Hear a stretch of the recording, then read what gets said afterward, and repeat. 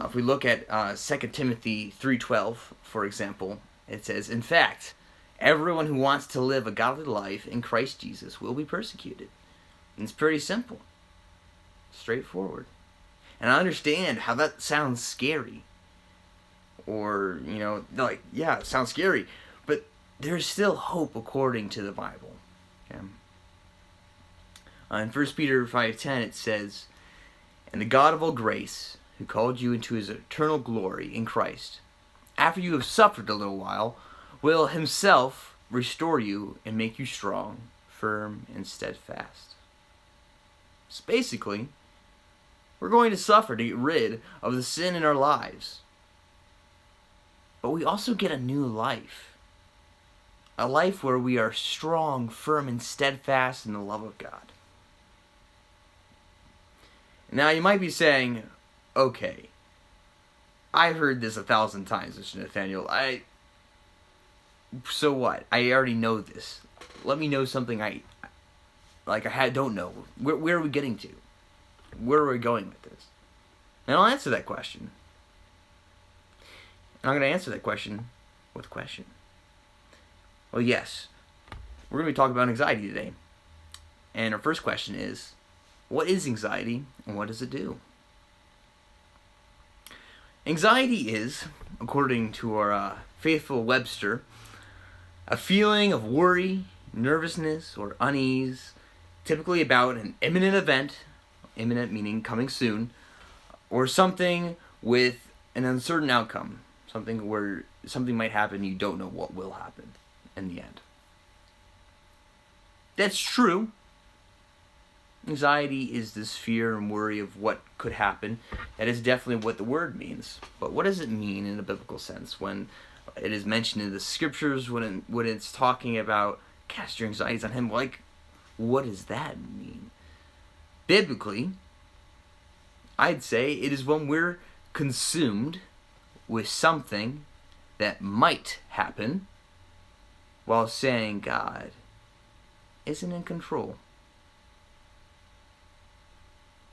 You might say, well, I don't have bad anxiety.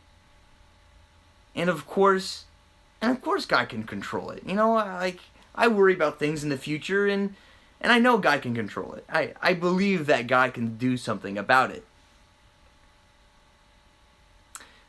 If you remember from last week, belief and faith are different. You might believe that God can control whatever's going on in your life, but you might not have faith that he will. So why is it so bad though? Sure, it's kind of this distrust with God, and that's bad. That's obviously bad. But how does it affect our lives? What difference does it make? Well, anxiety destroys your relationships.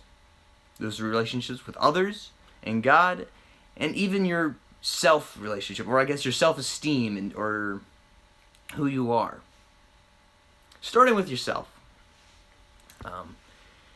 Those who've suffered anxiety probably know this already.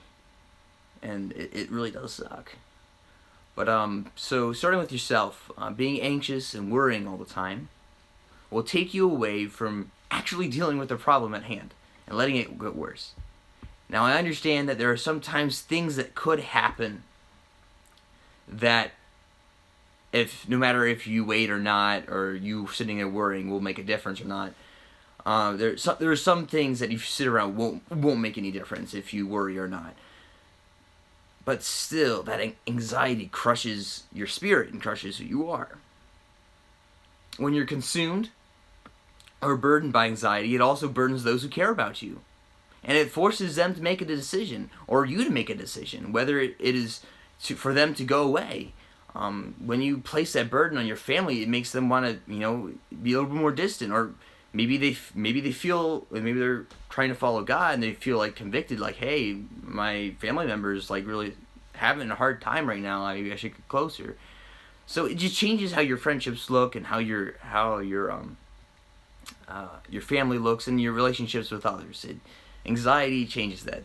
For those just joining, we're talking about anxiety. But above all, it destroys your relationship with God. When we choose to fear what may come, it is saying, God, I know you're real, but you don't care. Or saying, God isn't going to help me now. Or even, God doesn't even have control of my life. We might not say these things out loud, but by living a life of fear, but by choosing to say that, well, I'm worrying about whatever might happen, and I'm not trusting God, we're saying that God doesn't have the power in life to change it. And it's up to me to do everything.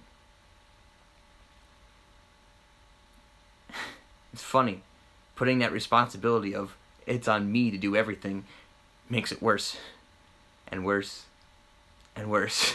Because guess what? Then you start worrying about, well, what am I going to do about it?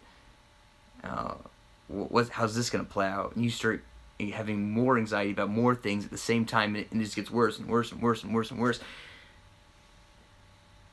This doesn't sound fun. So what are we supposed to do about it? What are we supposed to do about anxiety in our lives? I'll give you guys a little quick demonstration. Let's scoot back so you guys can see. Say, is your life, his book here, so you guys can all see it. Is your life pretty simple, basic kind of stuff? You just gotta worry about getting out of bed in the morning, going to the bathroom, taking a shower, nothing big deal.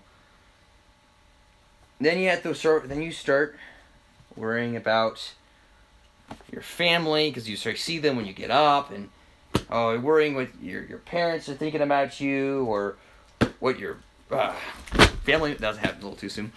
Your family, your brothers, and your sisters, and your cousins, everyone who's listening and watching you, you start worrying what they're thinking about you, what if they care about you, or what's really happening. And so you just add these worries, and then you're like, okay, I think I got this. And then they're like, well, now you got to go to school, or now, of course, during this whole coronavirus thing, you got to do your online homework.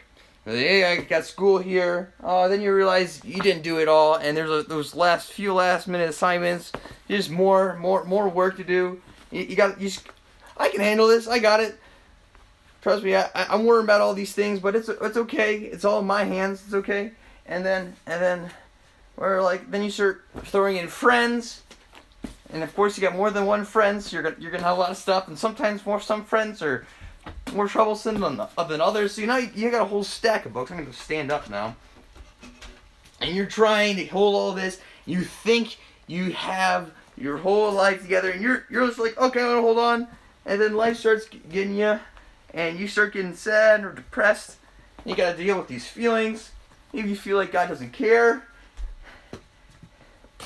And you've got all this stuff.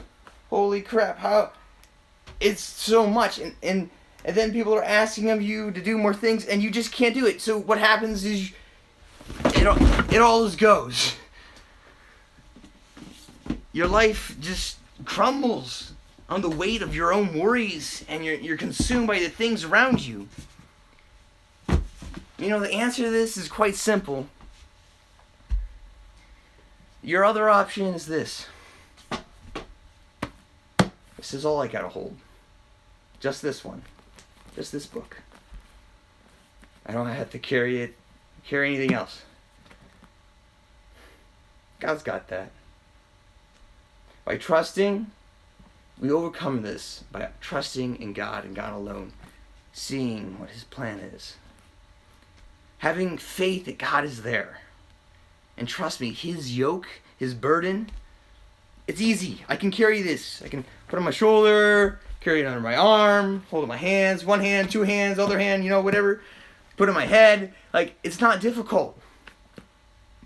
Now, sure, I might not agree with everything in here, and I had to fight with it, wrestle with God, but His plan is sound, and this is the truth, even if I don't like it sometimes. If we go to 1 Peter 5:7, you don't have to go there. I'll just read it to you. It says cast all your anxiety on him because he cares. All this stuff that I just dropped, all this life that I've built, this worry about what's going to happen and all this and that,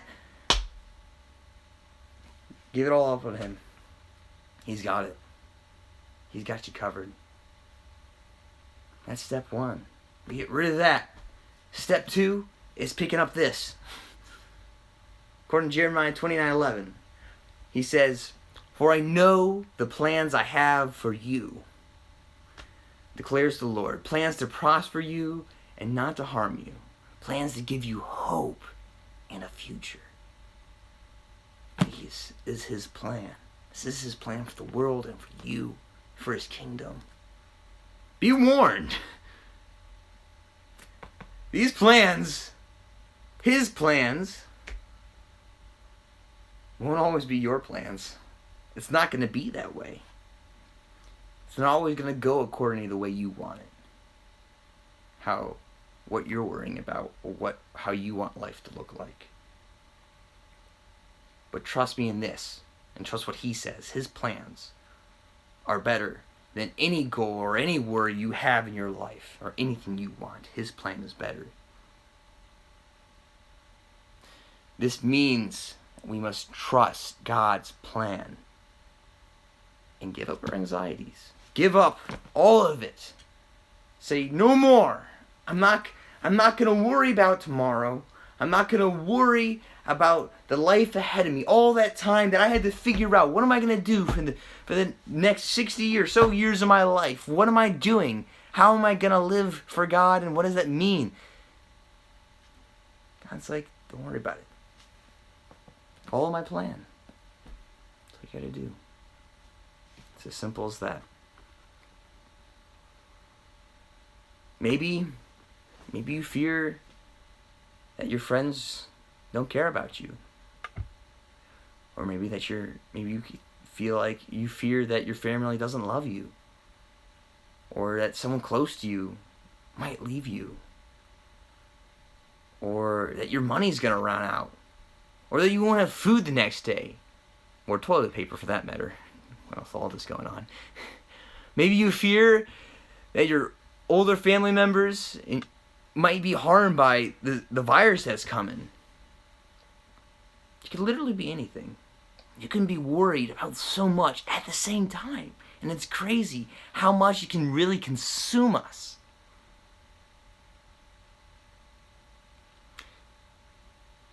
These things are rightfully scary sometimes.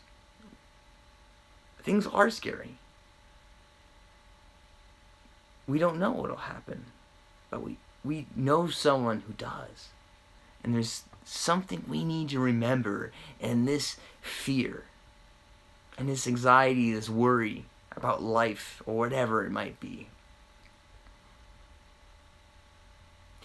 If this is the only thing you hear this entire time, whether you missed it or you weren't paying attention or you just got in,